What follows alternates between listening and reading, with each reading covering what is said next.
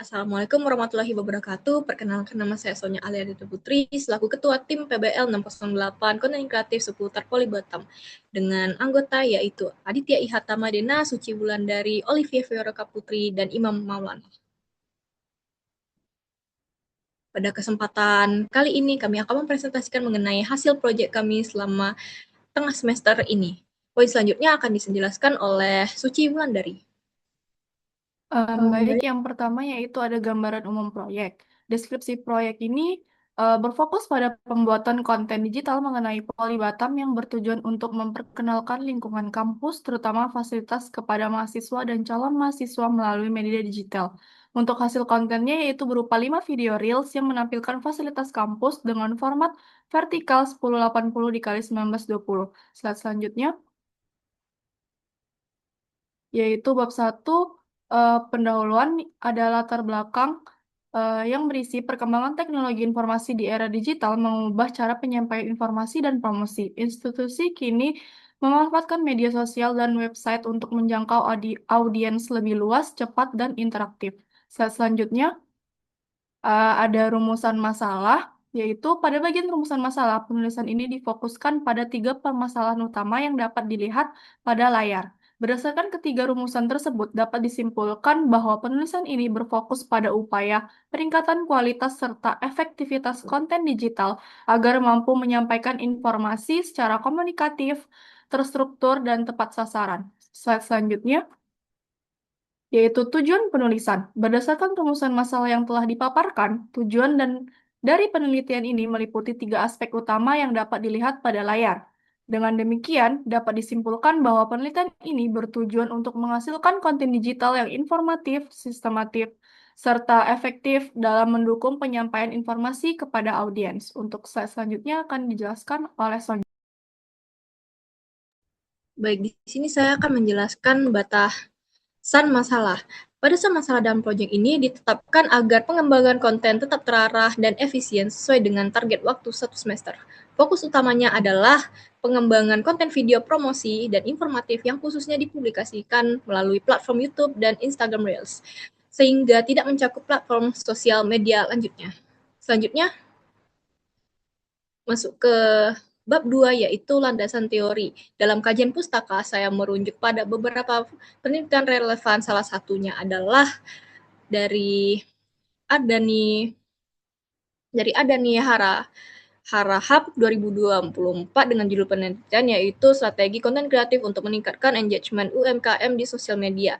Dengan hasil relevan yaitu strategi konten kreatif terutama penggunaan visual yang menarik dan konsep inovatif berpengaruh signifikan terhadap peningkatan engagement audience. Selanjutnya, dalam konsep dan teori pendukung, media sosial merupakan platform digital yang memfasilitasi pengguna untuk saling berinteraksi, berbagai konten, dan membangun jejaring sosial. Selanjutnya, ini adalah kelanjutan konsep dan teori pendukung, yang dimana landasan teori dalam proyek ini menetapkan media sosial sebagai platform digital utama untuk berinteraksi dan membangun jejaring dengan fokus khusus pada Instagram Reels dikarenakan karakteristiknya yang berbasis visual tinggi sehingga efektif untuk menarik perhatian generasi muda. Dalam proses perancangan konten kreatif untuk akun Polibatam Official ditetapkan konsep konten video media sosial yang menggabungkan elemen visual dan audio secara interaktif dalam format video pendek berdurasi kurang dari 2 menit. Selanjutnya akan dijelaskan oleh Aditya. Kerangka konseptual menggambarkan hubungan antara permasalahan teori dan solusi dalam proyek ini. Permasalahan berupa kurang optimalnya penyampaian informasi dan engagement dianalisis menggunakan konsep media sosial, konten video, dan storytelling. Dari sini dihasilkan solusi berupa konten video kreatif yang menarik dan informatif. Selanjutnya, metode penelitian yang digunakan adalah design thinking, yang terdiri dari 5 tahap, yaitu empathize, define, ideate, prototype, dan test. Metode ini digunakan untuk memahami kebutuhan audiens, merumuskan masalah, hingga menghasilkan dan menguji solusi konten secara sistematis. Halaman selanjutnya. Tahap empathize dilakukan melalui observasi dan wawancara untuk memahami kondisi konten dan kebutuhan audiens. Selanjutnya adalah tahap define, yang merumuskan inti permasalahan sebagai dasar dalam pengembangan ide konten. Halaman selanjutnya. Lalu ada tahap ideate yang berfokus pada pengembangan ide konten video berbasis storytelling, dan tahap proses yang merealisasikan ide melalui proses praproduksi, produksi, dan pasca produksi menjadi video reels yang informatif dan menarik. Selanjutnya akan dibahas oleh Olivia. Baik, pada tahap tes atau pengujian dilakukan setelah konten dipublikasikan untuk mengetahui respon audiens dengan menggunakan engagement rate, Instagram, dan kuesioner sebagai bahan evaluasi. Slide selanjutnya. Pada metode perancangan terdiri dari praproduksi, produksi, dan pasca produksi. Pada tahap praproduksi meliputi penentuan konsep, naskah, storyboard, dan shortlist. Pada tahap produksi merupakan proses pengambilan gambar sesuai perencanaan dengan fokus satu fasilitas per konten agar lebih jelas. Slide selanjutnya. Pada tahap pasca produksi adalah proses editing video seperti penyusunan klip, penambahan teks, serta penyesuaian audio dan visual. Selanjutnya. Kemudian pada metode pengumpulan data digunakan observasi dan wawancara. Observasi dilakukan pada akun Instagram Polybatam Official dengan menganalisis 20 konten reels terakhir yang menunjukkan konten masih didominasi kegiatan kampus. Selain itu, wawancara dilakukan dengan salah satu staf Umas Polybatam melalui telepon video pada WhatsApp untuk mengetahui kebutuhan audiens agar konten yang dirancang lebih tepat sasaran. Selanjutnya akan dijelaskan oleh Imam Maulana. Pada slide ini ditampilkan lini masa penelitian dan produksi yang berlangsung selama 14 minggu, dimulai dari tahap awal seperti penentuan judul, pengumpulan referensi, hingga penyusunan konsep, serta penyusunan RPP.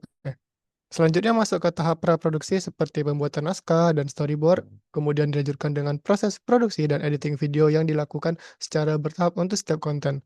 Di sisi lain, penyusunan laporan juga berjalan secara paralel hingga akhir, berupa perbaikan dan pengumpulan berkas. Selanjutnya, pada slide berikut ditampilkan pembagian sumber daya manusia dalam proses produksi produk multimedia yang dibagi menjadi 2 slide. Setiap anggota tim memiliki peran yang berbeda, mulai dari praproduksi seperti brainstorming ide, pembuatan naskah, storyboard, dan shortlist. Pada tahap produksi, tim terlibat dalam pengambilan footage, pengarahan talent, membantu videografer, hingga penanganan pencahayaan dan perekaman voice over. Kemudian pada tahap pasca produksi, tim bertanggung jawab dalam proses editing video, serta penyusunan laporan dan pembuatan slide hasil akhir. Pembagian ini dilakukan agar seluruh proses produksi dapat berjalan secara terstruktur dan efisien. Selanjutnya, pada slide ini ditampilkan kontribusi oleh Imam Maulana dan Aditya yang tidak terlihat di slide sebelumnya. Selanjutnya. Nah, pada slide ini ditampilkan pembagian sumber daya manusia dalam penulisan, yang dimana tiap anggota bertanggung jawab dalam menyusun setiap bab-babnya dari laporan proyek, sehingga setiap anggota berkontribusi. Selanjutnya akan saya kembalikan ke Sonya. Baik, demikian presentasi dari kami. Kami sampaikan mohon maaf apabila ada kesalahan. Wassalamualaikum warahmatullahi wabarakatuh.